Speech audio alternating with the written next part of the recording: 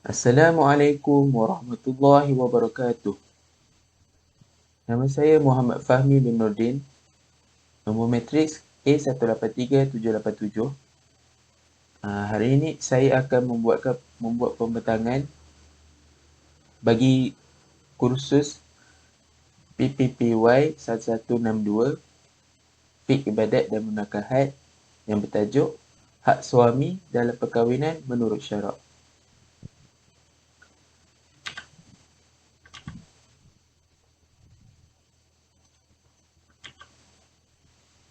Pengenalan.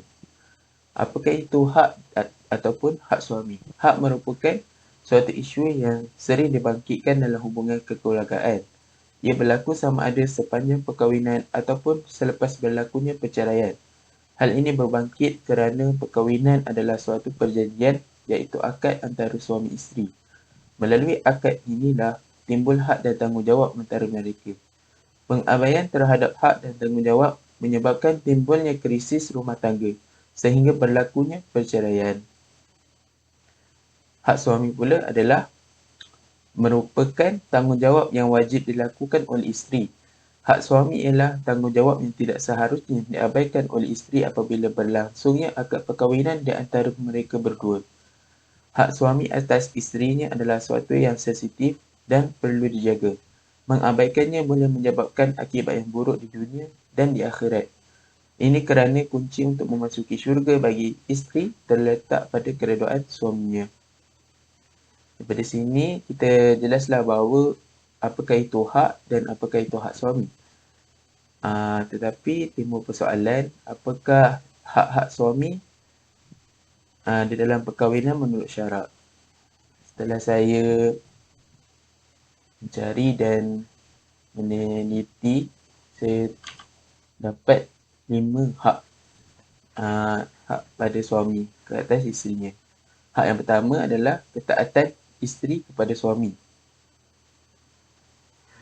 Taat kepada suami dan patuh pada nasihatnya selagi mana tidak melanggar syarak. Isteri wajib mentaati perintah suami dan mendengar nasihat daripada suami, melainkan kepada perkara-perkara yang bertentangan dengan syarak. Seorang isteri janganlah merasakan ketaatan kepada suami suatu bebanan, kerana walaupun ia merupakan satu tanggungjawab yang sangat berat untuk dilaksanakan, tetapi Allah telah menjanjikan balasan yang terbaik berdasarkan sabda Nabi SAW yang bermaksud, mana-mana wanita yang meninggal dunia lalu suaminya redha padanya, maka dia akan masuk syurga. Riwayat At-Tirmizi. Daripada penerangan di atas dan hadis Nabi SAW, kita jelaslah bahawa isteri yang taat kepada suami ni akan diberikan ganjaran yang besar di akhirat sekiranya mereka melaksanakan hak suami, hak-hak suami mereka. Walaupun ketaatan ini susah dan banyak berlakunya kes perceraian berpunca daripada ketaatan, tidak taat kepada suami. Baiklah, hak seterusnya, memelihara maruah dan harta suami. Seorang isteri perlu memelihara maruah dan harta suaminya, sama ada ketika kehadirannya atau ketiadaannya. Berdasarkan sabda Rasulullah SAW, "Ala adullukum ala khairi ma yaknizu rajul, al-mar'atu salihatu allati idza nazara ilaiha sarrathu, wa idza amaraha ata'athu, wa idza ghaba anha hafizathu." Surah Rasulullah SAW. Maksudnya, tidakkah kamu mahu aku tunjukkan kepada sebaik-baik perkara yang disimpan oleh lelaki? Ianya adalah isteri yang solehah yang apabila suami melihatnya, dia menggembirakan suaminya. Apabila suami menyuruhnya, dia taat. Dan apabila suaminya tidak ada bersamanya, dia menjaga dirinya dan harta benda suaminya. Hak yang kedua ni menerangkan tentang isteri perlu menjaga maruah dan harta suami walaupun ketika suaminya ada ataupun tiada. Sebagai contoh, tidak membenarkan sesiapa masuk ke rumah tanpa kebenaran suami ataupun menolong meminta izin suami kalau tidak keluar ke rumah. Itulah apa perkara-perkara yang dianjurkan ataupun disarankan oleh Rasulullah, seperti yang termaktub dalam hadis. Isteri yang terbaik, apakah isteri yang terbaik? Apabila suami dia suruh dia, dia taat. Dan apabila suami tidak ada bersamanya, dia jaga dirinya dan menjaga harta benda suami dia. Baiklah, hak yang ketiga, menjaga perasaan suami. Wanita atau isteri mestilah menggunakan semua jalan untuk menarik keredaan suami dan menjauhi kemarahannya. Isteri perlu menjaga penampilan diri, berhias untuk suami, serta memberi layanan yang baik terhadap suami. Islam menekankan tentang persamaan hak suami isteri berdasarkan fitrah masing-masing. Isteri perlu berhias untuk suami dan suami perlu berhias untuk isteri.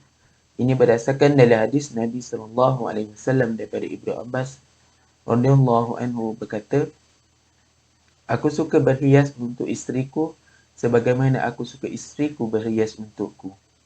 Selain itu, terdapat dalil dalam Al-Quran yang menyuruh suami isteri saling berkasih sayang antara satu sama lain pada surah Rum ayat 21 yang bermaksud, dan di antara tanda-tanda yang membuktikan kekuasaannya dan rahmatnya bahawa ia menciptakan untuk kamu, iaitu wahai kaum lelaki, isteri-isteri daripada jenis kamu sendiri, supaya kamu bersenang hati dan hidup mesra dengannya. Dan dijadikannya di antara kamu, iaitu suami isteri, perasaan kasih sayang dan belas kasihan. Sesungguhnya yang demikian itu mengandungi keterangan-keterangan yang menimbulkan kesedaran bagi orang-orang berfikir.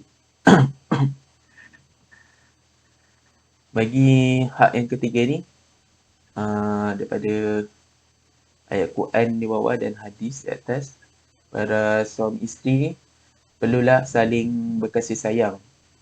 Dengan cara itu, suami mendapat haknya dan isteri juga mendapat haknya, iaitu hak untuk dikasihi oleh pasangan masing-masing. Perkara itu pun disuruh ataupun tujuan kita cipta berpasangan adalah tujuan tersebut adalah untuk saling berkasih sayang. Seperti dalam Al-Quran, Allah menyuruh kita berkasih sayang dan hidup mesra dengan isteri kita kalau sebagai suami. Kalau sebagai isteri, kita berkasih sayang dan mesra terhadap suami. Baiklah, hak seterusnya, membantu tadbir rumah tangga. Antara tanggungjawab isteri dalam memenuhi hak suami ialah melayani suami dan memelihara harta bendanya, yang merupakan satu bentuk daripada etika timbal balas suami isteri kerana suami keluar bekerja untuk mencari nafkah untuk keluarga, manakala isteri pula mengurus rumah tangga dan anak-anak. Syekh Mustafa Al-Khin, Syekh Mustafa Al-Bura dan Syekh Ali As-Sabaji menjelaskan rahsia diwajibkan ke atas suami untuk memberikan nafkah kepada isteri. Antaranya mesti dibina di atas salah satu daripada 3 asas berikut. Yang pertama, suami bertanggungjawab mengetuai rumah tangga dan bertanggungjawab memberikan nafkah kepada isteri dan anak-anak. Yang kedua, isteri mengambil alih semua tanggungjawab tersebut sebagai ganti kepada tanggungjawab suami. Yang ketiga, suami isteri bekerjasama melaksanakan tugas mencari harta dan memberikan nafkah. Perkara ini diperkuatkan lagi berdasarkan hadis Rasulullah SAW yang bermaksud, masing-masing daripada kamu adalah pemimpin dan masing-masing daripada kamu akan ditanya, iaitu diminta dipertanggungjawaban atas apa yang dipimpinnya. Seorang amir adalah pemimpin, seorang lelaki adalah pemimpin keluarganya, seorang isteri adalah pemimpin atas rumah suaminya serta anaknya. Oleh kerana masing-masing daripada kamu adalah pemimpin dan masing-masing daripada kamu diminta bertanggungjawab tentang apa yang dipimpinnya. Daripada hadis Nabi SAW, kita dapat lihat bahawa Nabi menyuruh kita sebagai pemimpin, sebagai suami, kita pemimpin kepada keluarga kita. Kalau sebagai isteri, tanggungjawabnya adalah pemimpin kepada rumah tangga itu sendiri, iaitu suaminya dan anak-anaknya. Baik, kita tengok 3 poin yang atas itu. Yang paling saya nak highlight iaitu poin yang ketiga, suami isteri bekerjasama melaksanakan tugas mencari harta dan memberikan nafkah. Perkara ini yang majoritinya kita sekarang makan yang ketiga ni lah. Yang pertama dan yang ketiga. Yang kedua tu jarang tapi masih ada.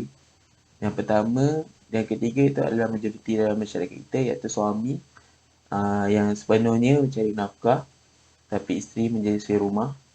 Yang ketiga tu suami dan isteri sama-sama bekerja dan saling membantu. Dalam poin yang keempat ni, hak suami adalah sekiranya suami tu mencari nafkah, bekerja di luar, tapi isterinya tidak bekerja, tapi hanya duduk di rumah, maka tanggungjawabnya adalah menjaga anak-anak mereka dan memberikan pendidikan agama semua kepada anak-anak mereka. Tapi sekiranya mereka bekerjasama, melaksanakan kerja, iaitu mencari nafkah, mereka perlulah bekerjasama lah untuk menunaikan tanggungjawab tabir rumah tangga ni bersama-sama. Baiklah, poin seterusnya, memelihara anak. Isteri bertanggungjawab sama seperti suami dalam kewajiban ini.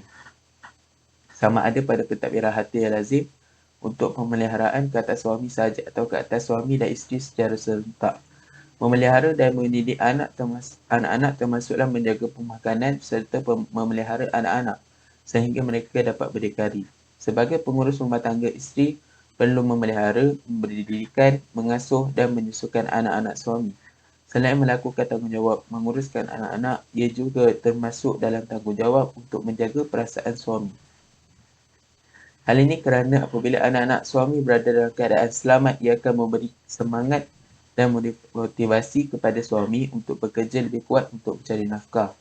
Walau bagaimanapun, sebahagian fuqaha menyatakan menjaga anak juga adalah hak bersama suami isteri. Hukuk al-ishtirak. Baik, daripada poin kelima ni, sebenarnya dalam perkahwinan ni terbagi pada 3 hak, iaitu hakul zauj, hakul zaujah dan hak ishtirak. Hukuk al-ishtirak, iaitu hak suami, hak isteri dan hak bersama, iaitu hak suami dan isteri bersama. Dalam poin kelima ni, iaitu memelihara anak, sebagai fuqaha menyatakan ini adalah tanggungjawab terhadap suami dan juga isteri. Bukan sahaja dipikulkan tanggungjawab ini kepada isteri sahaja. Tetapi kalau kita tengok poin yang keempat tadi, sekiranya suami mencari nafkah tapi isteri berada di rumah, tanggungjawab memelihara anak ini boleh diberikan kepada isteri lah. Tapi kalau dua-duanya keluar mencari nafkah, maka hak memelihara anak ini mereka perlu saling bertoleransi dan bekerjasama lah. Siapa yang berhak memelihara dan mendidik. Majoritinya sekarang ni akan hantar ke sekolah ataupun ke nursery, ke taska, tabika untuk memelihara anak-anak mereka. Sebagai kesimpulan, hak-hak suami menjurus kepada hak bukan harta seperti ketaatan, menjaga perasaannya, menjaga maruahnya, memelihara anak-anak dan menjaga hartanya. Walau bagaimanapun, terdapat juga hak-hak lain yang dibincangkan oleh segelintir sahaja seperti keikhlasan isteri dan berkabung juga adalah hak suami. Hak suami juga boleh dilihat sebagai tanda terima kasih kepada suami oleh isteri kerana menjaga dan berbakti kepada keluarga ketika mencari nafkah. Suami isteri memerlukan kedua-dua belah pihak bekerjasama untuk mendapatkan hak mereka sendiri supaya rumah tangga mereka kekal harmoni dan bahagia. Jadi kesimpulannya, kita sebagai para suami dan isteri perlulah menjaga hak masing-masing, iaitu isteri menunaikan hak suami dan suami menunaikan hak isteri. Dengan cara itu barulah mendapat keluarga, kita boleh membina keluarga yang bahagia, yang harmoni dan mesra. Itu saja daripada saya. Sekian, terima kasih. Assalamualaikum warahmatullahi wabarakatuh.